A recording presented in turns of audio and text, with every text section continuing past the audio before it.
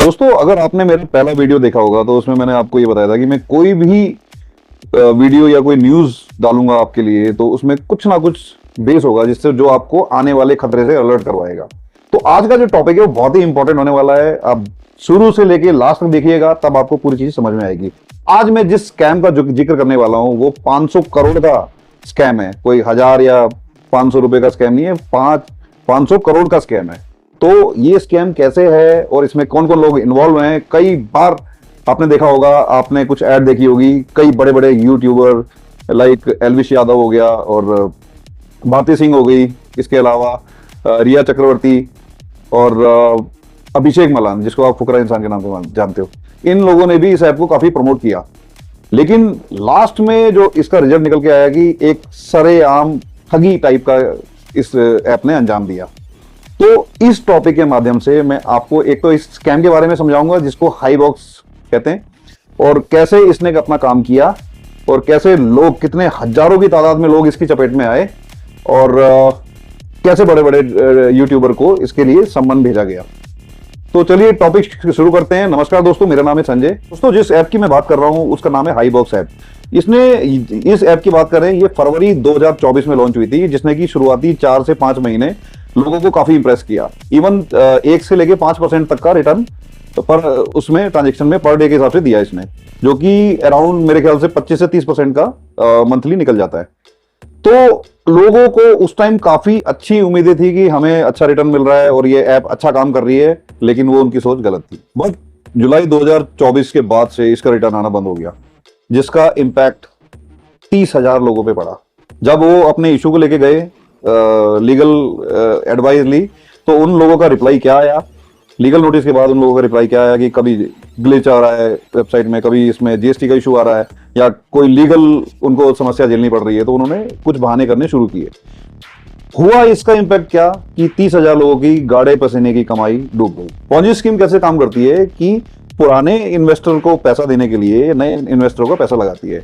अब इसमें स्कैम क्या हुआ ये मैं आपको एक्सप्लेन करता हूं। इन्होंने लोगों को कॉन्फिडेंस में लेने के लिए शुरू में उनका काफी पैसा लगवाया और उनको रिटर्न भी अच्छे दिए, तो लोगों का कॉन्फिडेंस बढ़ता गया। तो पुराने इन्वेस्टरों को पैसा देते रहे, रिटर्न देते रहे, और नए इन्वेस्टरों को पैसा। अब इस स्कीम में दिक्कत क्या हुई कि जहां नए इन्वेस्टर अपना पैसा लगाना बंद कर देते हैं तो इसमें लॉसेस होने शुरू हो जाते हैं। तो वही इस स्कीम के साथ हुआ। 2024 के बाद इन्होंने इन्वेस्टर को पैसा देना बंद कर दिया, और जब इन्वेस्टर उनके पास पहुंचे कि भैया हमारा पैसा दीजिए, तो इन्होंने रीजन वही जो मैंने आपको बताया था कि ये जीएसटी का इशू है या ग्लिच कर रही है साइट, ऐसे रीजन।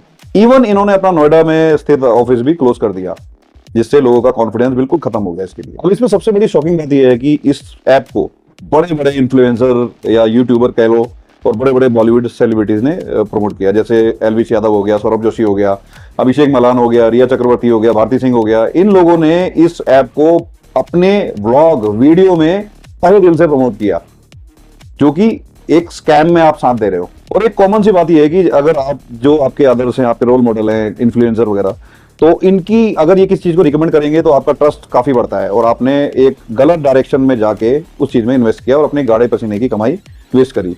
अब as per the current situation in सारे लोगों को एक लीगल नोटिस भेजा गया है और सख्त से सख्त कार्रवाई इनके खिलाफ चल रही है। तो देखिए आगे क्या हो सकता है, इसमें वो आने वाला वक्त बताएगा। तो इस स्कैम में एक महत्वपूर्ण तथ्य क्या सामने आया है कि शिवराम जो है इसका मास्टरमाइंड, उसको चेन्नई से गिरफ्तार किया गया है। अब 500 करोड़ के स्कैम में उससे अभी तक 18 करोड़ बरामद हो चुके हैं, उसके 4 अकाउंट सीज कर दिए गए हैं। तो इसके साथ साथ जितने भी यूट्यूबर या जिन्होंने भी इस स्कीम को प्रमोट किया है, तो उनको पुलिस के द्वारा सम्मन भेजा गया है और उनसे ये पूछताछ की जा रही है कि आपने क्या सोच समझ के इस चीज को प्रमोट किया और आपने अपने जो भी वीडियो है उसमें क्या क्या इसमें दिखाया। इस चीज की जांच चल रही है। इसमें दिल्ली पुलिस ने 20 से ज्यादा कंपनियों को सम्मन भेजा है और उनकी इन्वेस्टिगेशन चल रही है। इसमें कई मर्चेंट कंपनियां जैसे फोन पे, ईज़बज़ जैसी कंपनियां भी इन्वॉल्व है, जिसमें जांच चल रही है।